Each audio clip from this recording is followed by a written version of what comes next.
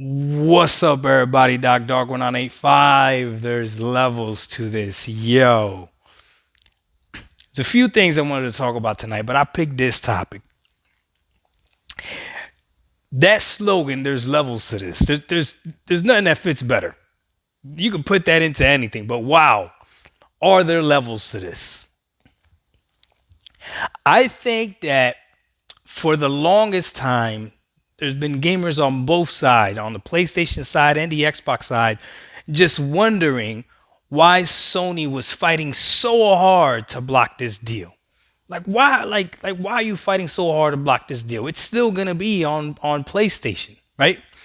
And obviously we know it's a huge moneymaker for the PlayStation, but if it's still going to be on PlayStation, why are you worried about it? And you still got your first party IPs, which is the reason why you buy a PlayStation 5, according to all the fans, right? You buy them so that you can play all the first party games. Okay. Now we've been knowing that that's not true. There's only one console that you actually buy for their exclusives, and that's the only reason why you buy it, and that's the Nintendo Switch. I don't care what anybody says, okay?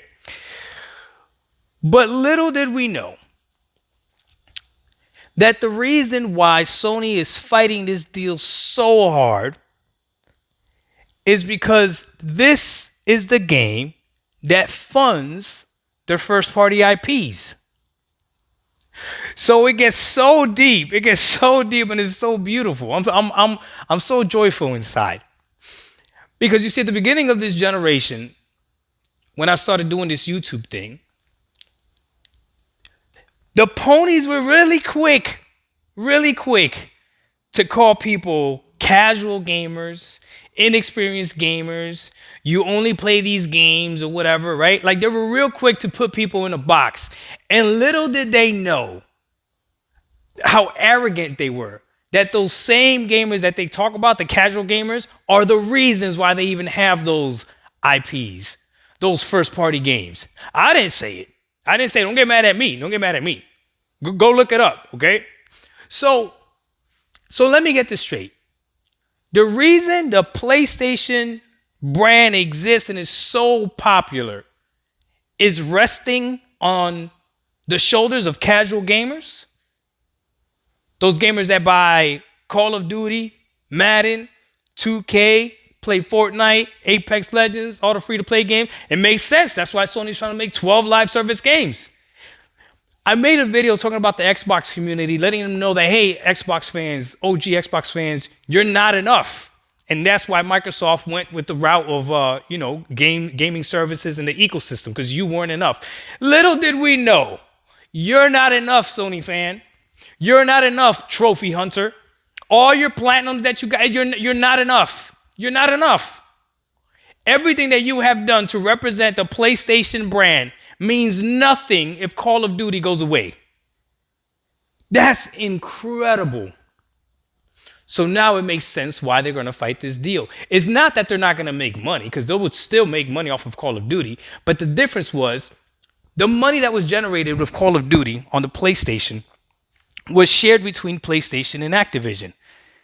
If Microsoft owns it, then that same money it's shared with PlayStation and Microsoft, which is incredible. So essentially what Microsoft could do is use the same tactic that Sony's using and use Call of Duty to fund their first party IPs if they wanted to. That is incredible. Wow, are there levels to this?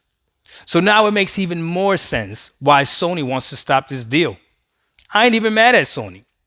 I ain't even mad at them. Stop the deal. Stop the deal. So, Sony, you need to stop the deal. You need to stop the deal. And for all of you Sony fans, right, that thought you knew everything about the PlayStation. I have never heard anyone mention this. So don't act like you've been saying this since forever, because I haven't heard it. If you have, my bad. I apologize. I missed that video.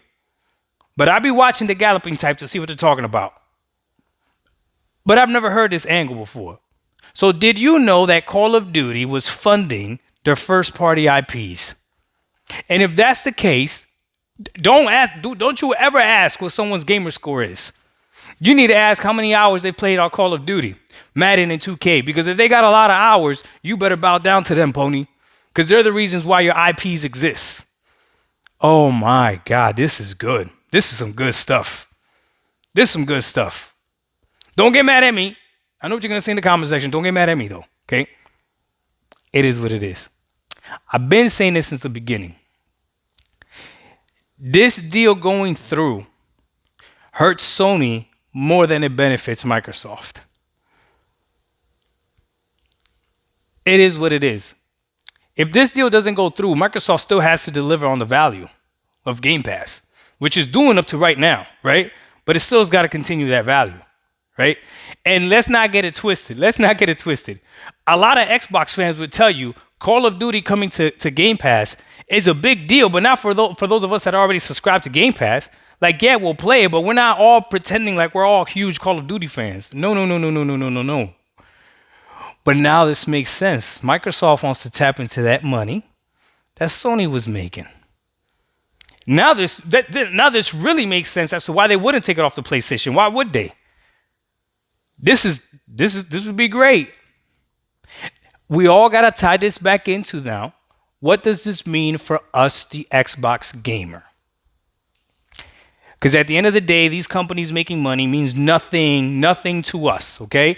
That's one thing that me and TK agree on. Like, this deal going through, because it puts money in Microsoft's pocket or it takes money away from Sony, doesn't mean anything to me, right? What does excite me is I like first-person shooters, so I would play Call of Duty on Game Pass when it comes to Game Pass, right? I would, right? But if Microsoft also takes out of the Sony handbook and uses this money to pump more money into their first party studios and it benefits me as a gamer, I'm all about it as well. I'm all about it as well. With that being said, though, Microsoft still has to prove, regardless whether this deal goes through or not, that they can make great games. Redfall better be great. Starfield better be great. I don't know when Hellblade 2 is coming out, but that you do not mess up. Microsoft do not mess up Hellblade 2. I promise you, you don't want to do that. But we'll see. The casual gamers, though, are running the gaming industry. Microsoft knew it all along. That's why they're willing to lose you, hardcore Xbox fan. They're willing to lose one of you to gain 5 of me. And I see it. I see some of you saying people like Doc are the reason the gaming industry is going to go down. Apparently, people like me are the only reason the gaming industry still exists. You are not enough. The casual market is what matters the most. Damn, that's tough. I know that hurts. And don't worry, I'm not naive. I know I'm heading away from the casual market. I know I don't fully fit that description anymore. I'm starting to become a hardcore sweater knitter. Doc Dog 1985. Oh, are there levels to this? Damn, so when you say it ain't so. Call of Duty? Call of Duty is what's keeping you up? You better put some respect on those casuals' name. We out. Peace.